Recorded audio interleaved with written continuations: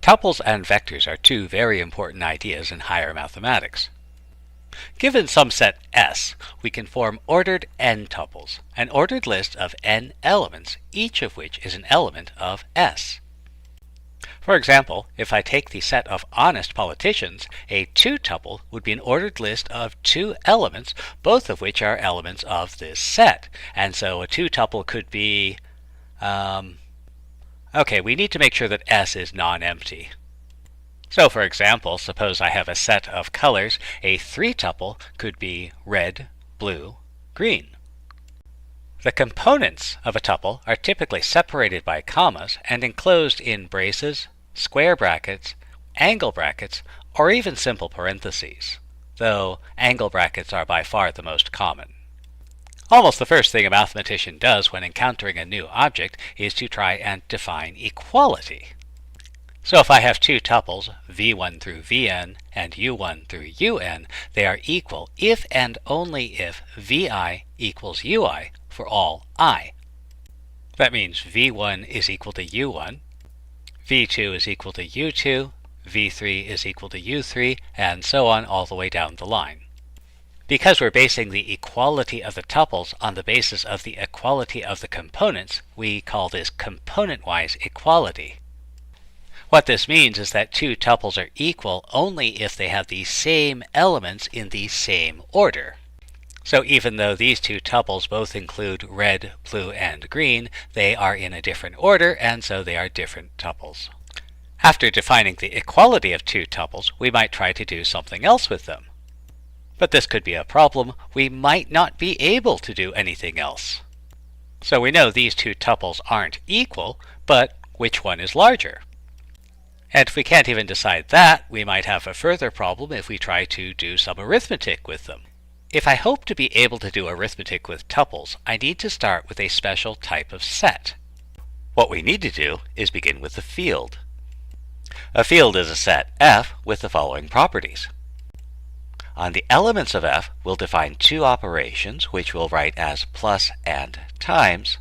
It's important to keep in mind that there are only so many symbols, so that even though these are written as plus and times, we should not expect these to behave as our ordinary addition and multiplication. For any 3 elements A, B, C in our set, the following properties must hold.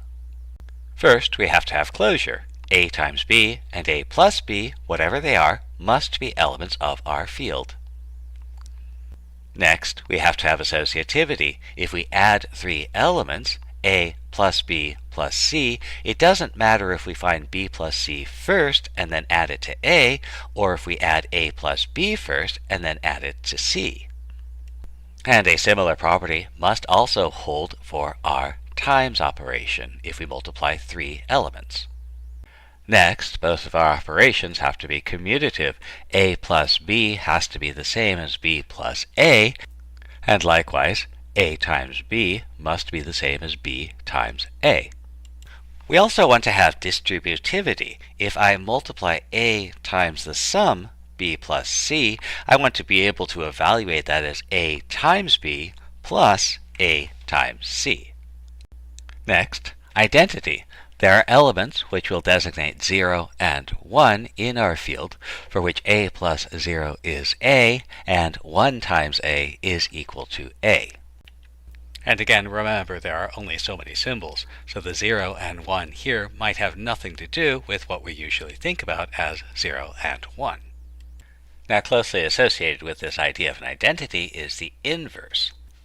There are elements negative A, and for A not equal to 0, A inverse in our field, for which negative A plus A is 0, and A inverse times A is equal to 1.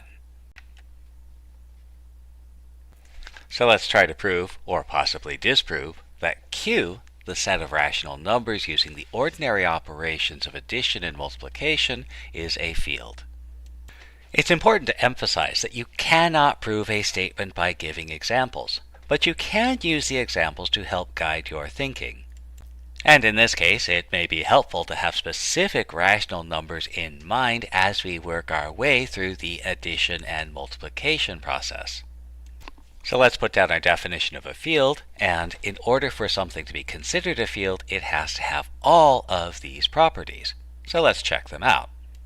So let's take three elements of our set, how about 3/5, 1/5, and 2/3, and the first thing we notice is that 3/5 plus 1/5 is in Q. It is a rational number, and if we think about this, this will actually extend to any two things that are rational numbers. Similarly, 3/5 times 1/5 is also a rational number, and again, if we think about this, this is also going to be true for any rational numbers that we multiply together. And so we conclude that our set Q is in fact closed under our operations of addition and multiplication. Next, let's check associativity. If I take my three rational numbers, it doesn't seem to make a difference if I add the second and third and then add the first, or if I add the first and second and then add the third, I seem to get the same result.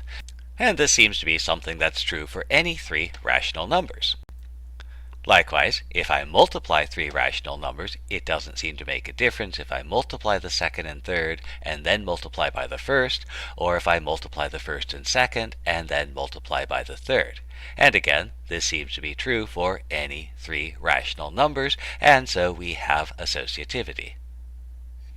So the next thing to check is commutativity. So again, let's take our rational numbers and see if we get the same thing no matter which order we add them.